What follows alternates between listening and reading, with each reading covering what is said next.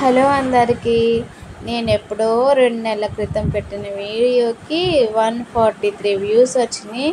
దాంట్లో 2 పర్సన్స్ రెగ్యులర్గా అడుగుతున్నారు, అక్క బఫెలో మిల్కింగ్ వీడియో తీసి పెట్టండి అని. బట్ ఎప్పుడో వాళ్ళు 2 నెలల క్రితం అడిగిన వీడియో ఇప్పుడైతే తీస్తున్నాను. అది పిండేది కొంచెం ఫాస్ట్ ఫార్వర్డ్ పెట్టాను, అక్క స్లోగా తీయండి అన్నారు.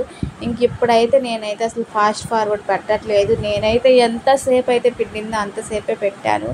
ఎందుకంటే నేను కొంచెం పాలు అనేది స్పీడ్గా పిండుతాను. ఎందుకంటే మనం చిన్నగా పిండితే పాలు అనేది అది లోపల ఉంచుకుంటాయి అంట, మనకు తెలియదు. అందుకని అయితే గబగబా పిండుతాను.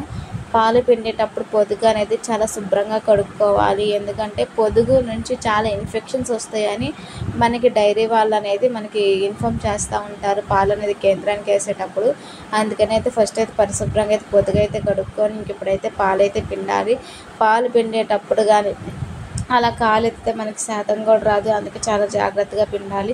నాకు ఒక డౌట్, చాలామంది సిటీలో వాళ్ళు ఆవు పాలు తాగుతారు కదా, బెర్రపాలు మీకు చిక్కవు కదా. కానీ ఆవు పాలు శ్రేష్టమా బెర్రపాలు శ్రేష్టమా అంటే బెర్రపాలే శ్రేష్టం. ఎందుకంటే ఆవు పాలు అని మనకి బెర్రపాలు దొరకని పక్షంలో కాబట్టి ఆవు పాలు తాగుతున్నారు. కానీ అసలు ఆవు పాలు అనేది చాలా వేడి, అంత మంచిది కూడా కాదు బాడీకి. కానీ తప్పనిసరిగా తాగుతున్నారు. ఈ రోజుల్లో బెరగొడ్లు కాసే వాళ్ళు కూడా చాలా తక్కువ అయ్యారు.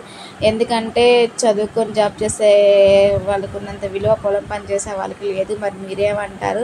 పాలు పిండం అయితే అయిపోయింది. నచ్చితే